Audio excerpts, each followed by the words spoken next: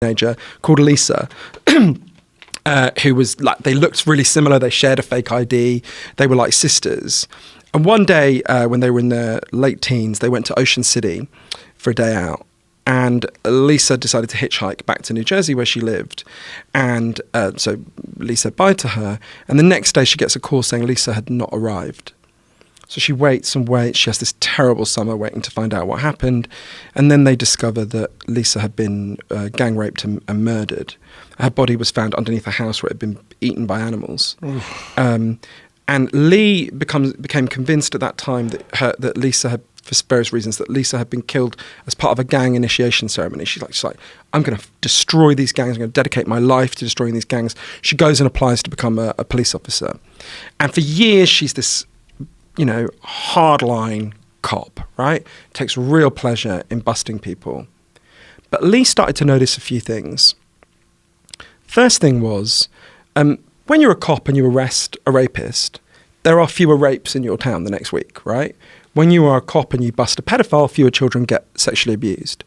But she notices when you bust a dealer, there's no fewer dealers. There's someone on the corner the next day for sure, right? It didn't seem to be having any effect. In fact, what she discovered, what she began to learn about this, was that there was something even worse, which was, for a funny sort of reason, that she realized that she was actually creating these, empowering these gangs.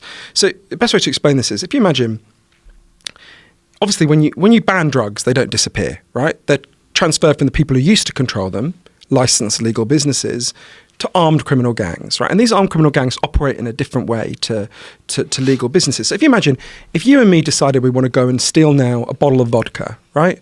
We go into a local liquor store and that store catches us.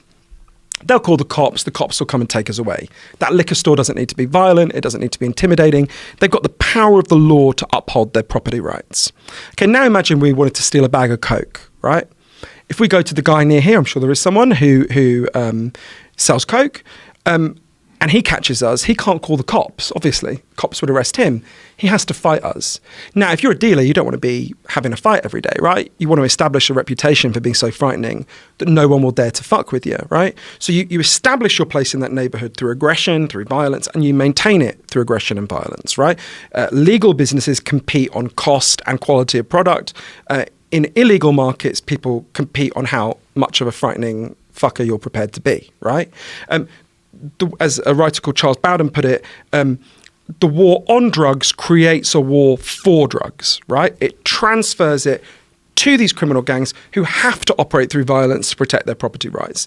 So Lee goes into the drug war thinking, I'm the one stopping these gangs. She realizes, shit, I'm the one enabling them, right? They control one of the biggest industries in the world because of this police action and because of this decision to prohibit these drugs. And if you want to know how much of this violence is caused by the fact that we prohibited it, just ask yourself, where are the violent alcohol dealers, right? Everyone knows who Al Capone was. Does the head of Smirnoff go and shoot the head of Budweiser in the face, right? Does your local bar go and send a bunch of kids to go and shoot everyone in the next bar down? Of course not. Exactly that happened under alcohol prohibition. When did it end? It ended on the day alcohol prohibition ended, because legal markets don't compete with that. So Lee's partly having this insight, right? She's realizing, shit, I think I'm taking down these gangs, I'm actually empowering them. What will really disempower them is reclaiming the market and making it legal. But she also has another really painful realization. So early in her career as a cop, Lee had done this really brave thing. She'd gone undercover with the Klan to expose them. She'd done a really important work in breaking up parts of the Maryland Klan. She really was not a racist, right? She'd had relationships with African-American men. But she noticed something that most honest cops notice, which is the vast majority of people, they were sent to African-American areas to enforce the drug laws, right? One of her colleagues, Matthew Fogg, once went to his superior officer and said, this is a bit weird, right? We only ever seem to go to African-American neighborhoods to do all our drug busts. I'm fairly sure white people sometimes use drugs. Should we go to like a white neighborhood as well? And the supervisor said, of course you're right. White people use drugs. But white people know journalists and lawyers and judges. That's just a whole load of shit for us. Just go for the low-hanging fruit. So Lee, who is not a racist, could see the effect of what she was doing was in fact racist, right? And she was very uncomfortable with that. And this really came to a head for Lee when Lee's police partner was a guy called Ed Totley, who she loved, platonically loved. He was a great champion of women police officers. He was a great guy. And one day she gets a call at home. Ed had been sent on a drug bust. He was undercover. And the guy had thought he was ripping him off and shot him in the head. And Lee goes to see Ed's body and she's like, what did he die for? Right? There are no fewer drug dealers. Every time we arrest a drug dealer, the supply of drugs is not disrupted for 1 hour. We are enforcing a racist war. We are empowering these gangs. Why are we doing this? So Lee quit as a police officer. She retrained as a lawyer. She now gets the criminal records expunged whenever she can of the kind of people that she busted when she was a cop. And she was part of a brilliant group called Law Enforcement Against Prohibition, who are cops who argue for ending the drug war. But it's interesting to me because it's hard to be Lee was trying to be Harry Anslinger. It's hard to be Harry Anslinger if you're an honest person with a conscience, right? And there are police officers all over the country who are making these realizations now. And that, obviously, it's very close to my heart what we do to people with addiction problems. But horrific and catastrophic though that is, I don't actually think that's the biggest moral issue around the war on drugs. The biggest moral issue is the violence created by prohibition, right? If I think about places I've spent time like Colombia, Ciudad Juarez in northern Mexico, that's the biggest issue, right? More people have died in Latin America, Central and South America, in the drug war violence than have died in Syria, right? I don't know what we can do about Syria. We can end this violence. There's a professor at Harvard called Jeffrey Myron who I interviewed, who has a graph of the murder rate in the 20th century in the United States. Massively shoots up the day alcohol is banned and falls like a stone the day alcohol is legalized, right? And massively rises again when there's an intensification of the drug war later.